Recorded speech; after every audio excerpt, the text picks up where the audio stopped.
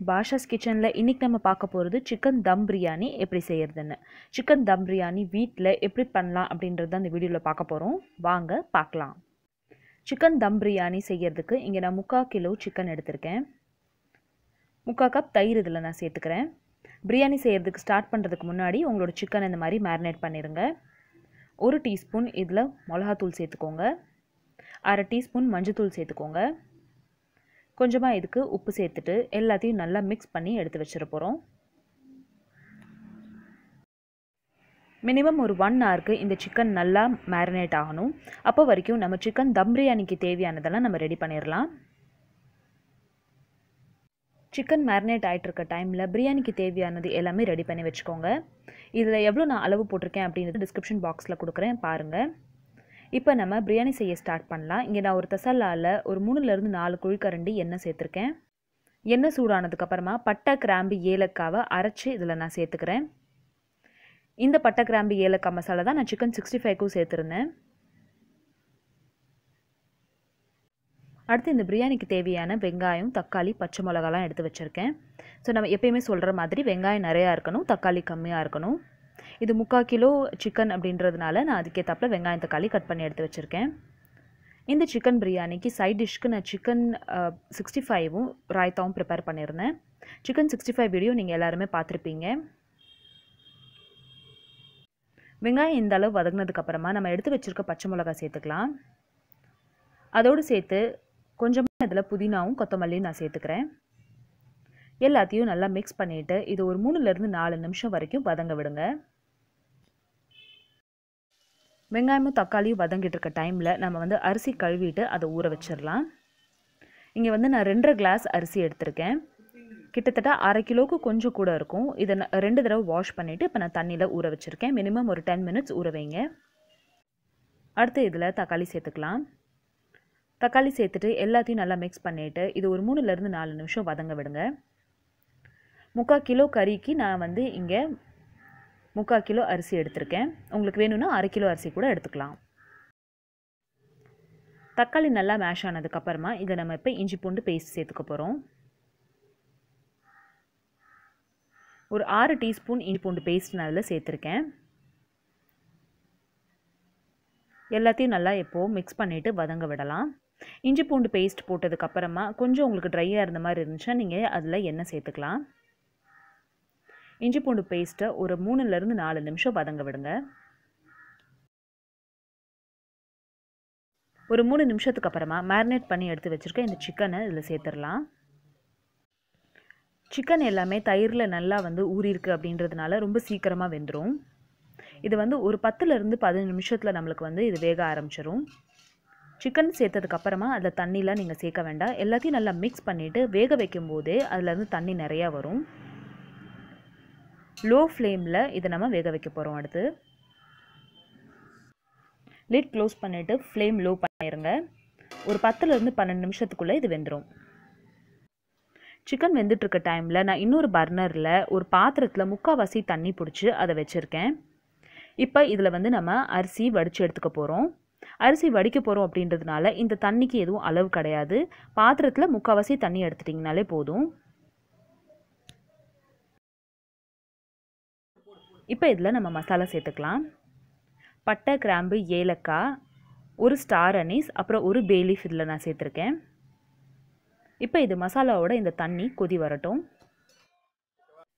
தண்ணி கொதிச்சிட்ருக்க டைமில் நான் ஒரு 5லேருந்து 6 நிமிஷத்துக்கு அப்புறமா சிக்கன் ஓப்பன் பண்ணிவிட்டு இதுக்கு தேவையான இன்னும் கொஞ்சம் உப்பு சேர்த்துக்கிறேன். நம்ம சிக்கன் மேரினேட் பண்ணும்போது உப்பு சேர்த்தோம், ஆனால் அந்த கிரேவியில் சேர்த்துக்கல. அதே மாதிரி நம்ம அரிசிக்கு வச்சுருந்த தண்ணிலையும் உப்பு சேர்த்தாச்சு. அடுத்ததாக இதில் லெமன் ஜூஸ் சேர்த்துக்கலாம். ஒரு மீடியம் சைஸ் லெமனோட ஜூஸ் நான் அதில் சேர்த்துருக்கேன். அடுத்ததாக இதில் நம்ம எடுத்து வச்சுருக்க புதினா கொத்தமல்லி சேர்த்துடலாம். இன்னும் கறி வேகிறதுக்கு 5லேருந்து 8 நிமிஷம் ஆகும். அதனால் புதினா கொத்தமல்லி சேர்த்துட்டு எல்லாத்தையும் நல்லா மிக்ஸ் பண்ணிவிட்டு மறுபடியும் இதை நம்ம வேக வைக்க போகிறோம். மட்டன் தம் பிரியாணி ரெசிபி நிறைய பேர் பார்த்துட்டு கேட்டிருந்தீங்க. தம் வைக்கிறதுக்கு முன்னாடி அதில் எவ்வளோ நம்மளுக்கு கிரேவி இருக்கணும் அப்படின்னு சொல்லிட்டு இந்த பாத்திரத்தில் அடியில் இந்த அளவுக்கு ஃபுல்லாக நம்மளுக்கு மாய்ஸ்சர் இருந்தால் போதும். தம்மில் வந்து நம்ம வைக்கும்போது அடியில் பிடிக்காமல் இருக்கும். ரொம்ப ட்ரை பண்ணிவிட்டு நீங்கள் வந்து தம் வைக்காதீங்க. கொஞ்சம் மாய்ஸ்சர் இருக்கும்போது தம் வச்சுருங்க. இப்போ லிட் க்ளோஸ் பண்ணிவிட்டு மறுபடியும் இதை வேக வைக்கலாம். சிக்கன் வந்து இப்போ தான் 60% வெந்திருக்கு. இன்னும் கொஞ்சம் வேகணும். சிக்கன் வெந்துட்டுருக்க டைமில் நம்ம வந்து அரிசிக்கு வச்சுருந்த தண்ணி கொதிக்க ஆரம்பிச்சிருச்சு. தண்ணி கொதித்த உடனே நம்ம ஊற வச்சுருந்த இந்த பாஸ்மதி ரைஸ் எடுத்து அதில் சேர்த்துடலாம். ஒரு 5லேருந்து 7 நிமிஷத்தில் இந்த அரிசி நம்மளுக்கு வெந்துடும்.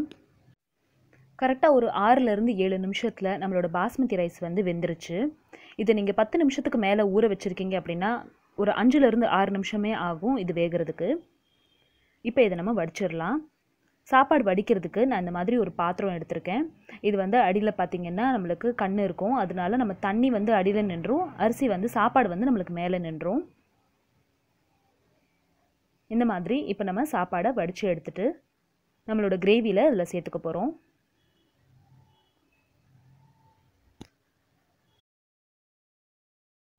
இப்போ பாருங்கள், நான் சேர்த்துக்க அரிசி எல்லாமே வடித்த அரிசி எல்லாமே நான் கிரேவியில் சேர்த்தாச்சு. இப்போ இதை வந்து நம்ம கொஞ்சம் லைட்டாக கிளறி விடலாம்.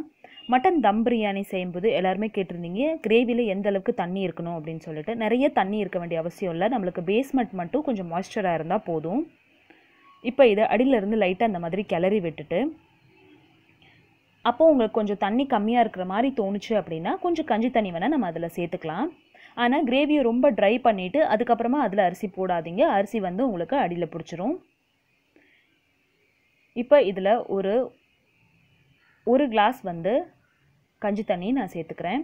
நம்ம சாப்பாடு வடித்த தண்ணி இருக்கும் இல்லையா, அந்த தண்ணியை இந்த மாதிரி சைட்ஸில் கொஞ்சம் ஊற்றி விடுங்க. அப்போ நம்மளுக்கு இன்னும் கொஞ்சம் சாப்பாடு நம்மளுக்கு அடியில் பிடிக்காமல் இருக்கும். அடுத்ததாக ஃபுட் கலர் சேர்த்துக்கிறாங்க. ஃபுட் கலர் இல்லை சாஃப்ரான் மில்க் ரெண்டுலேருந்து எதுனாலும் நீங்கள் சேர்த்துக்கலாம்.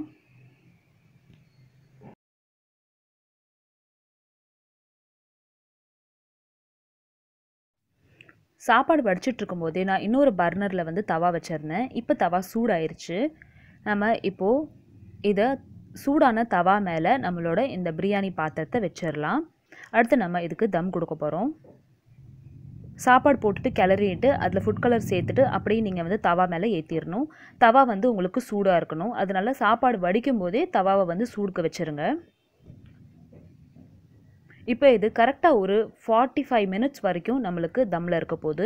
லோ ஃப்ளேம் பண்ணிவிட்டு இதை தம்மில் வச்சுருங்க. ப்ரெஷர் வெளியே போகாமல் இருக்கிறதுக்கு நான் வந்து கஞ்சி தண்ணியை ஒரு பாத்திரத்தில் வடிச்சிருந்தேன். அந்த பாத்திரத்தை எடுத்து நம்ம இப்போ மேலே வச்சிட போகிறோம். அப்போ நம்மளுக்கு உள்ளே இருக்கிற அந்த தம்மும் ப்ரெஷரும் வெளியே போகாமல் இருக்கும். உள்ளே வந்து நம்மளுக்கு சாப்பாடு ப்ரெஷரில் சீல் ஆன மாதிரி இருக்கும். அப்போ தான் நம்ம சாப்பாடுக்கு நல்ல உப்பு காரம் அப்புறம் வந்து தம் ஃப்ளேவர் வந்து கிடைக்கும்.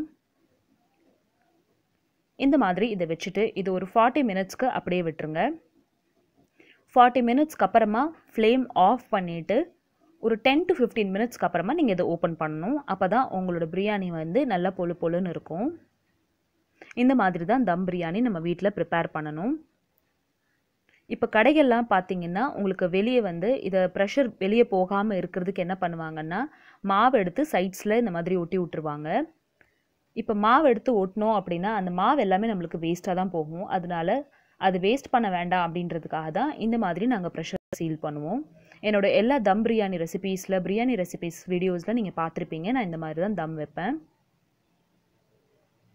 இது 40 மினிட்ஸ்க்கு லோ ஃப்ளேமில் வச்சா அடியில் பிடிக்காதா அப்படின்னு நீங்கள் கேட்டிங்கன்னா அந்த மாதிரி பிடிக்காது. உங்களுக்கு கீழே வந்து மாய்ஸ்சர் இருக்குது. நம்ம கூட வந்து அதோடு சேர்த்து கஞ்சி தண்ணியும் சேர்த்துருக்கோம் அப்படின்றதுனால நம்ம சாப்பாடு வந்து அடியில் பிடிக்காது. ஃப்ளாட்டான ஒரு தவா எடுத்துக்கோங்க. குழியான தவா எடுத்துக்காமல் ஃப்ளாட்டான தவா வச்சுட்டு அதுக்கு மேலே இதை வச்சுட்டு இந்த மாதிரி மூடி வச்சுருங்க.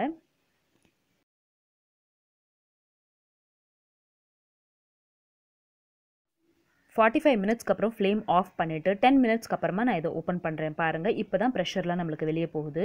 இந்த மாதிரி சாப்பாடு குச்சி குச்சியாக இருந்துச்சு அப்படின்னா நம்மளோட தம் பிரியாணி ரெடி ஆயிடுச்சுன்னு அர்த்தம். பாருங்கள், அரிசி எவ்வளோ அழகாகவும் எவ்வளோ சாஃப்டாகவும் வெந்திருக்குன்னு. இந்த அளவுக்கு சாஃப்டாக இது எப்போ ஆகும் அப்படின்னு பார்த்தீங்கன்னா இதை ஒரு 45 மினிட்ஸ் நீங்கள் தம்மில் வச்சுருந்தீங்கன்னா தான் சாப்பாடு இந்த அளவுக்கு சாஃப்ட் ஆகும். இப்போ நம்மளோட சிக்கன் தம் பிரியாணி சர்வ் பண்ணுறதுக்கு ரெடி ஆயிடுச்சு. இதே மாதிரி சிக்கன் தம் பிரியாணி ரெசிபி உங்கள் வீட்டில் இருக்கிற எல்லாருக்கும் செஞ்சு கொடுங்க. அண்ட் உங்களுக்கு எப்படி வந்துச்சு அப்படின்றதுன்னு கமெண்ட் செக்ஷனில் சொல்லுங்கள். இந்த ரெசிபி உங்களுக்கு பிடிச்சிருந்துச்சுன்னா இந்த வீடியோக்கு ஒரு லைக் கொடுங்க. என்னோட சேனலை ஃபர்ஸ்ட் டைம் பார்க்குறீங்கன்னா கண்டிப்பாக சப்ஸ்கிரைப் பண்ணுங்கள். இதுக்கு சைட் டிஷ்க்கு நான் இன்றைக்கி சிக்கன் 65 அப்புறம் ராய்த்தா பண்ணியிருக்கேன். பாருங்கள் அரிசி எவ்வளோ அழகாக வெந்திருக்குன்னு. இப்போ நம்மளோட சிக்கன் பிரியாணி சாப்பிட்றதுக்கு ரெடி ஆயிடுச்சு. Mutton them biryani recipes and mutton gravy recipe உங்களுக்கு வேணும்னா நான் டிஸ்கிரிப்ஷன் பாக்ஸில் லிங்க் கொடுக்குறேன். அதையும் ஓப்பன் பண்ணி பாருங்கள். தேங்க்யூ ஸோ மச் ஃபார் வாட்சிங். பாய்.